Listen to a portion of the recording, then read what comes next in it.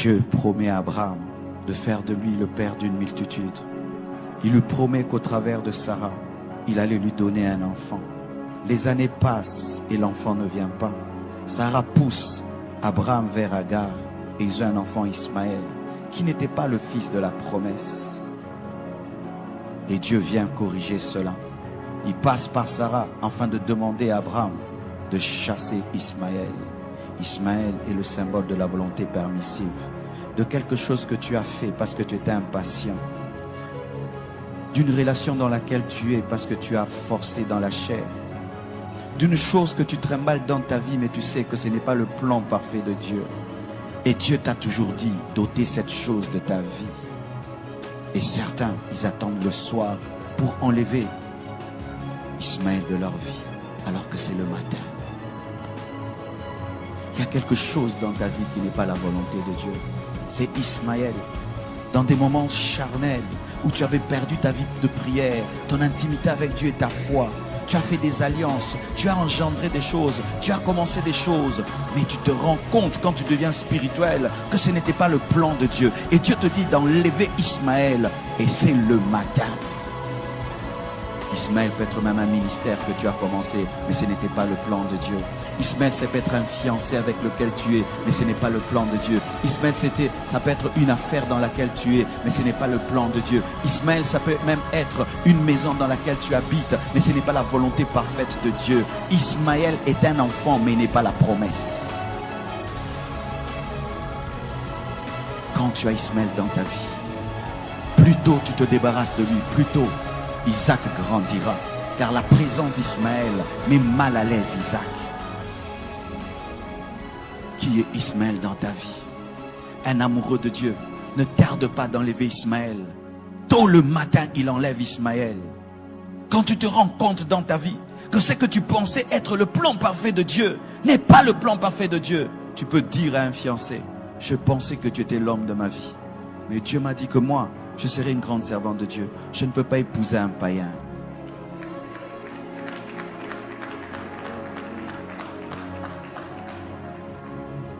Tu peux avoir commencé un ministère dans la rébellion contre ton père spirituel. Mais quand tu deviens spirituel, tu te rends compte que cette église n'est pas dans la volonté de Dieu. Tu fermes l'église et tu rentres au pied de ton pasteur. Et tu dois le faire à temps. Tu dois le faire très tôt. Qu'est-ce qui est dans ta vie, Ismaël? Lorsque tu as Ismaël dans ta vie, voici ce qui va t'arriver. Ce n'est pas Satan qui te combattra, c'est Dieu lui-même qui va te combattre. C'est lui qui sera ton ennemi numéro 1. Il s'opposera à toi jusqu'à ce que tu comprendras que tu n'es pas plus sage que lui. Enlevez vos Ismaël très tôt.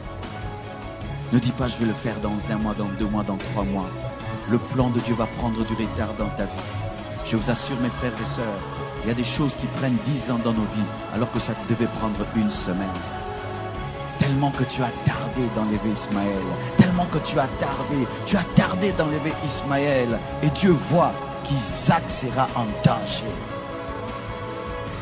Tant que tu ne lâches pas la volonté permissive, tu ne vivras jamais la volonté parfaite de Dieu. Certains ici, vous êtes dans des relations qui ne sont pas de Dieu. Tu vis dans la même maison qu'un homme qui ne t'a pas épousé. Mais Dieu t'a toujours dit qu'il va te donner ton mari. Mais voici la condition que tu as donnée à Dieu. Donne-moi d'abord mon mari avant que j'abandonne celui-ci. Ça ne marche pas comme ça. Tu lâches Ismaël. Tu dois lâcher Ismaël. Tu dois lâcher Ismaël. Je dis tu dois lâcher Ismaël. Dieu me dit qu'il y a des gens qui sont dans de telles situations, qui sont en train de poser des conditions à Dieu avant d'obéir. Vous allez obéir trop tard.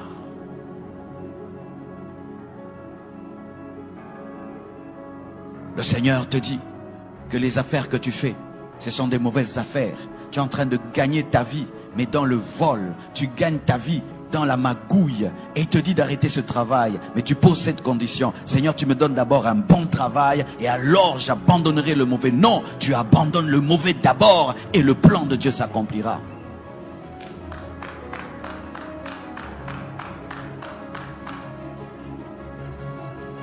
Es-tu dans la volonté parfaite de Dieu? La chose que tu as a été engendrée par quoi? Par l'impatience? A été engendrée par la chair? a été engendré par l'esprit, a été engendré par toi-même. Tu as forcé les choses. Et voilà que tu as Ismaël entre tes mains. Un enfant problématique. Jusqu'aujourd'hui, Ismaël est un problème pour Abraham. Ismaël a engendré tous ces gens qui bombardent le monde et qui créent des guerres dans le monde entier. Faites très attention. Obéissez à temps. Vous savez, mes frères et sœurs, lorsqu'une maladie est au début, on peut la soigner très tôt. Mais si tu la laisses grandir, tu peux vivre une amputation. Plus tôt tu obéiras à Dieu, plus tôt Dieu te guérira. Et si tu fais 10 ans, 20 ans, 30 ans avec Ismaël, il fera partie de ta vie. Et le jour que Dieu va l'enlever, une partie de toi sortira. C'est lorsque des gens arrivent jusqu'à avoir des enfants avec un mari d'autrui, des enfants qui ont grandi. Et là maintenant, l'Esprit de Dieu te dit de te séparer. Mais vous voyez le déchirement que ça cause. Ce n'est pas seulement que tu te sépares d'un homme, mais il y a des enfants. Pourquoi? Tu as gardé d'enlever Ismaël de ta vie.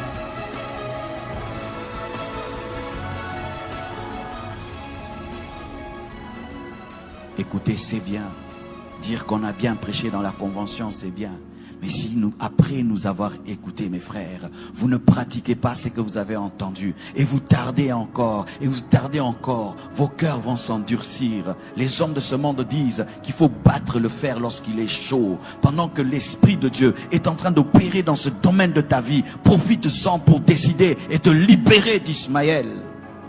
Abraham aimait Ismaël. Ismaël était son fils. Mais quand l'esprit est passé par Sarah pour l'en défaire, très tôt matin, il a obéi. Pourquoi? Parce que s'il faisait 2 semaines, il allait changer d'avis. Je ne sais pas si ça t'arrive. Des fois, pour faire une chose, il faut vite la faire. Car si tu tardes, le diable va te parler et tu vas trouver des arguments pour rester dans un mal pendant 2 semaines. Et puis 2 semaines, ça fait 1 mois, 1 année, 2 ans, 3 ans. Et tu te retrouves à ta mort. Tu n'as jamais abandonné Ismaël.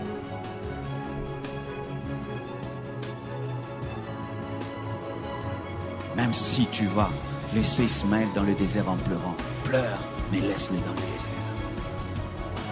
Même si tu vas te séparer de cette fille en pleurant, pleure, mais laisse-la dans le désert.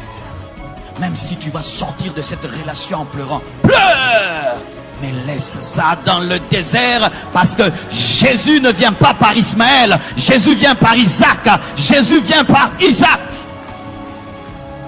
La promesse n'est pas faite à Ismaël, elle est faite à Isaac. Et tu es en train de t'attacher à ce qui ne t'engendrera rien du tout. Certains même, vous êtes dans des églises qui sont des Ismaël.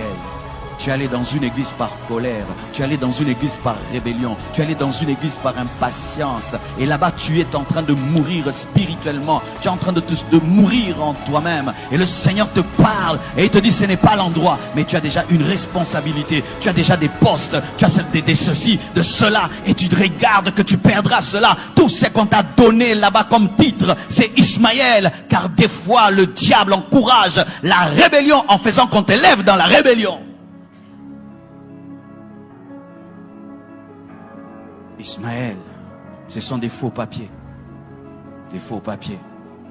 Tu t'appelles Jonathan, mais dans tes papiers, tu t'appelles Gélor. Des faux papiers. Une vie de mensonge, où tu mens chaque année et chaque mois.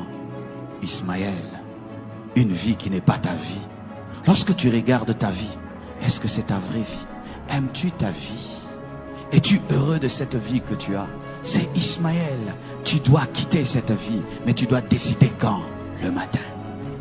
Maintenant.